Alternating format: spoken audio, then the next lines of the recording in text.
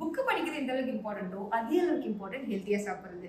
நம்ம கிச்சனில் healthy series episode 1 launch பண்ணுறோம். அதில் ஹை ப்ரோட்டீனான ஒரு டிஷ் ஒன்று பண்ணியிருக்கேன். அது என்ன டிஷ் வீடியோ பார்க்கலாம் வாங்க.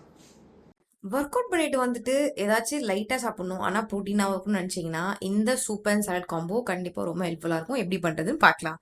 பன்னீர் ஃபர்ஸ்ட் மேரினேட் பண்ணணும். அதுக்கு வெறுமிளகாத்தூள், உப்பு, கரம் மசாலா, கொஞ்சம் சீரக தூள் சேர்த்து 1லேருந்து 2 டேபிள் ஸ்பூன் யோகர்ட் சேர்த்துக்கலாம்.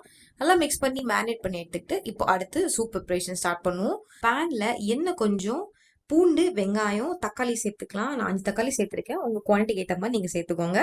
நல்லா ஒரு 10 to 15 மினிட்ஸ் தக்காளியை நல்லா ரோஸ்ட் பண்ணி எடுத்துக்கிட்டு எல்லாத்தையும் ஒரு பிளெண்டரில் போட்டு நல்லா பிளெண்ட் பண்ணி ஒரு பாட்டில் கொஞ்சமாக வெண்ணெய் சேர்த்து பிளெண்ட் பண்ணி சேர்த்து கொஞ்சமாக க்ரீம், சால்ட் சேர்த்துக்கலாம்.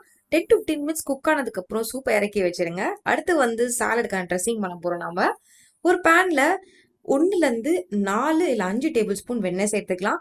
உங்களுக்கு வெண்ணெய் கம்மியாக வேணும்னா நீங்கள் குவான்டிட்டியை குறைச்சிக்கலாம்.